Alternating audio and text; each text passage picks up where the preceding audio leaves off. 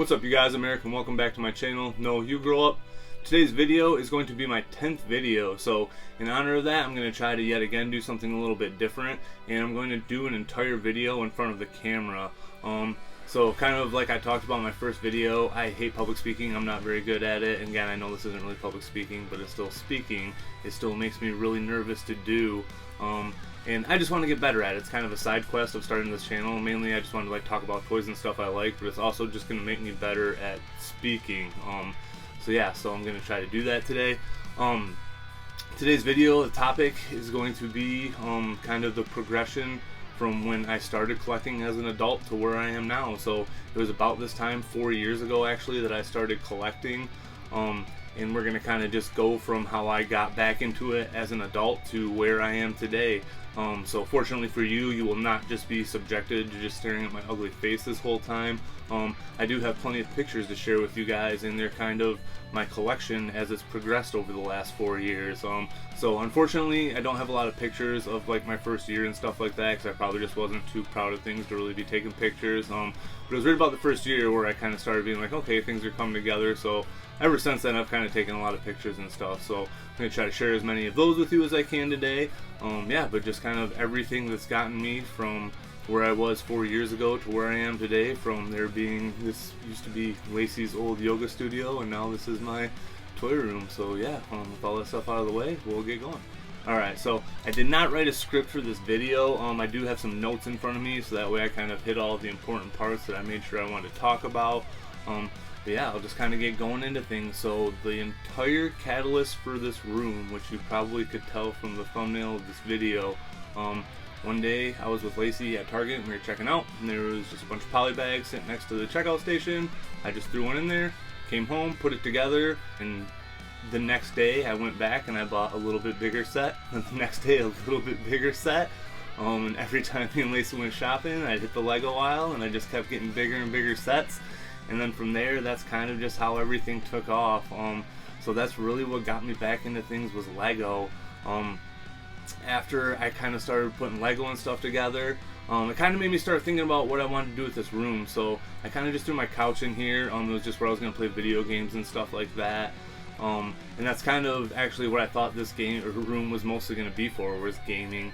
I wanted to just put some cool stuff in here, hang out, play Xbox or whatever, because I was still playing a lot of Xbox at the time. I actually made my first eBay purchase around this time too. So the very first thing that I bought off eBay was the original 4 Teenage Mutant Ninja Turtles figures. It was August of 2019, and I got them all 4 figures with their main weapons, none of their accessory weapons, and it was $25 for the whole lot with shipping. So I was pretty stoked about that. I actually shared that on Facebook. That's how I went back and found out when I bought those and stuff like that.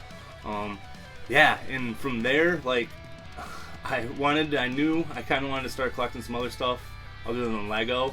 But it actually wasn't Turtles that were the first action figure line that I started collecting. It was actually the Playmates Simpsons figures. And this had been something over the years that I almost started doing a couple times, but I just couldn't justify spending money just kind of in the place I was in my life, because I know the kind of person I am. I knew once I started getting into something that I would really get into it.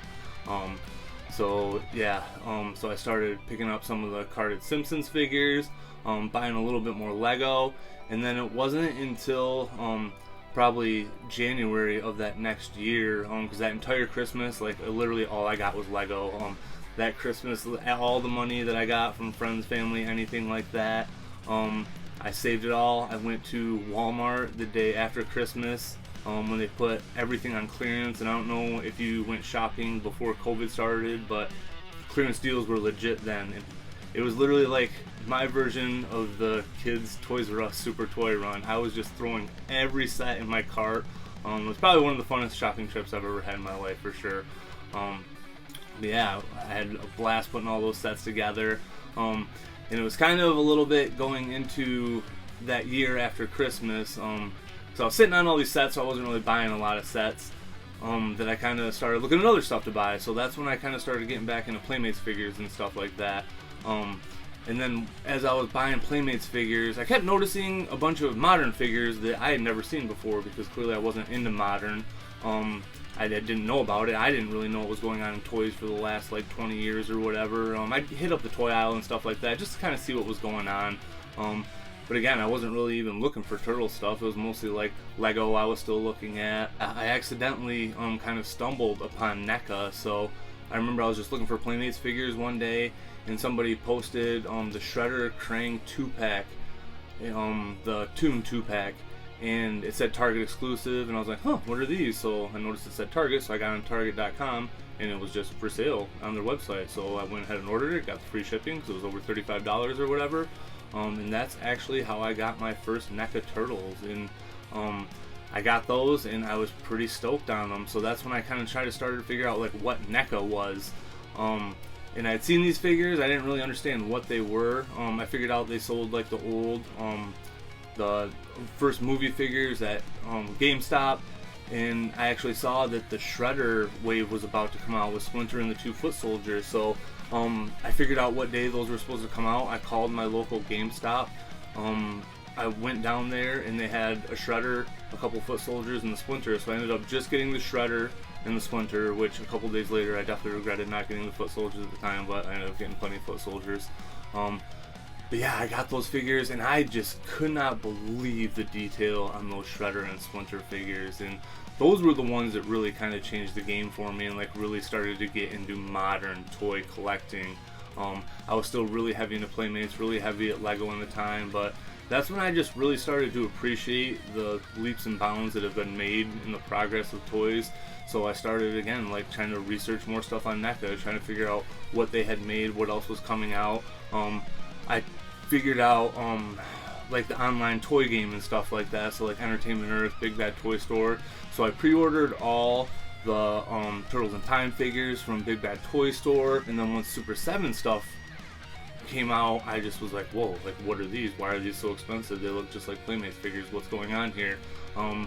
And I was kind of like reluctant because I was like, alright, I'm already investing in this new line, and I'd never even heard of this other company, Super 7.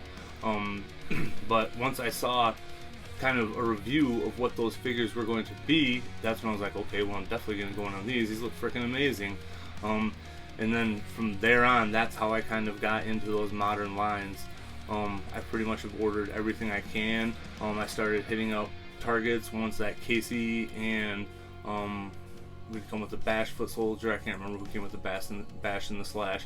And I didn't end up finding that one in store, but pretty much since then, I found every set in store. I ended up within about a month buying the Casey set online, and I'm glad I did because it clearly skyrocketed after that. But that's kind of what really shifted things more to, alright, I'm going to start really looking for these modern turtle figures and stuff like that. And that's when Lego kind of started to phase out a little bit. And then the next kind of phase into my collecting was one day I was at Meijer, and if you don't live in the Midwest, in the 5 states that it's in, it's basically like kind of a smaller, nicer Walmart, and it has better groceries and produce, but kind of less like hard goods and stuff like that. But they do have a toy section, and they had Transformers figures, buy one get one half off. And again, I hadn't really been looking a lot in this aisle because I knew the Turtles weren't in there, and I'd pretty much just been buying Lego. But this was kind of like when I first started like looking back in the actual action figure aisle and stuff like that again, and I was like, man, these are pretty cool figures. So I ended up getting those, and that's kind of how I got into started collecting Hasbro stuff. So from there, I just kind of started picking up a lot of the War for Cybertron figures that were coming out. And as I was looking for those, I went into Walmart one day, and they happened to have this end cap that had these G.I. Joe figures on it that I didn't even know of. Because again, I was very new to modern toys. I had no idea. I wasn't really even looking at Toy YouTube at the time. So I didn't know that the classified line was about to come out. And it was a brand new end cap. Every figure was there, so I grabbed a Snake Eyes and a Destro, and I did not know how lucky I was to get those original figures, because that line, I mean, we all know what happened after that. Yeah, but that's how I kind of got into G.I. Joe Classified. Ended up getting the other 3 figures in the next couple days, because actually that end cap didn't get picked off too fast.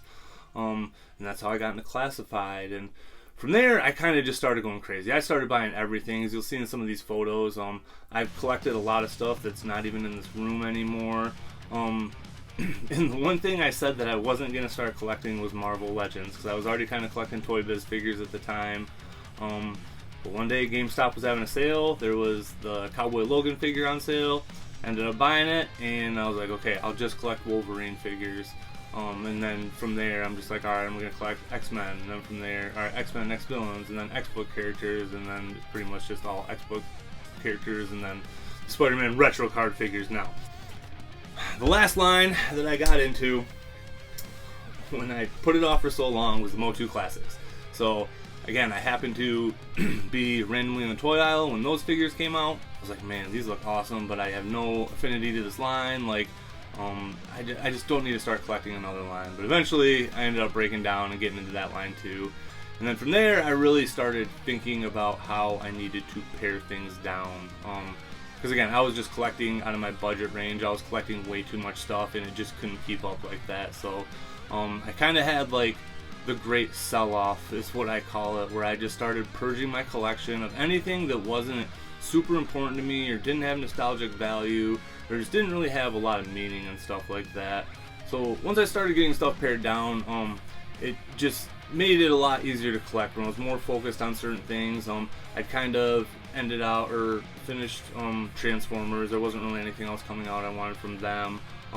Power Rangers, I kind of got into a boat where there's not really a whole lot coming out from them. And then the one thing that I kind of left out in my story, so between the Christmas when I first got back into collecting and when I kind of started getting into action figures, the other thing that happened was my boss, that's when he kind of started like figuring out that I was kind of getting into collecting and stuff like that. And he was kind of going through like a great purge himself. He was getting rid of just a bunch of stuff like that. And he used to collect action figures, so he had tons of old Star Wars stuff. And that's what's actually like in these pictures right here. This is actually the oldest picture I have of my collection. It was mostly just Lego and the Star Wars stuff at the time. I had a few figures spread out around the room and stuff like that. But once he gave me the Star Wars stuff, that was kind of a big catalyst too, into being like, okay, now I have a ton of action figures and stuff like that. So again, one of the coolest gifts I've ever gotten. Just want to make sure that I mentioned that because it was kind of, again, I got a ton of vintage Star Wars figures for free, which is the sweetest thing ever. So I really just kind of started to get my collection down to the point where it's just the stuff that means something to me. And actually, I've decided in the last few days that I'm probably going to start paring even the stuff that I have out down even more. So like G.I. Joe, I'm probably going to get to the point where it is just one version of each figure displayed. Power Rangers, I might pare down like some of my villains and putties and stuff like that for the time being. And it's because I decided I am going to let my Turtles collection just run free. It's getting to the point where I can't display, or I'm not going to be able to display much of all the stuff that I want to display for Turtles much longer, and that is what means the most to me. So even if it ends up being like, I'll at least have a representation for everything that I want, but I am going to let Turtles expand. I haven't exactly decided how I'm going to do that, but that's kind of where the collection is going to go forward. And again, if I don't like that, I can always put stuff back, but I'm not going to sell the stuff that I have now. Pretty much I'm just going to put into storage, and then whenever me and Lacey end up moving and I have phase 2 or my collection room 2.0 at my next house, I'm going to make sure that we get a place where I can have enough room for all my stuff when we need it. Alright guys, so doing my outro in front of the camera too. Thank you guys for watching. Thank you to all the new subscribers. Thank you to all my old subscribers. Thank you to anybody that's not subscribed that watches the videos. Again, it's just awesome that anybody takes time out of their day to watch this stuff. I really enjoy talking about it. I'm having a great time. I'm a million degrees hotter than I was when I started this video. Like I said, I do get nervous talking on camera and stuff like that, but it's still a lot of fun. Yeah, because I just get to talk about stuff I love that I don't get to typically talk about this much. So yeah, thank you guys for watching. Take it easy, be safe, and I'll check you guys later. Peace!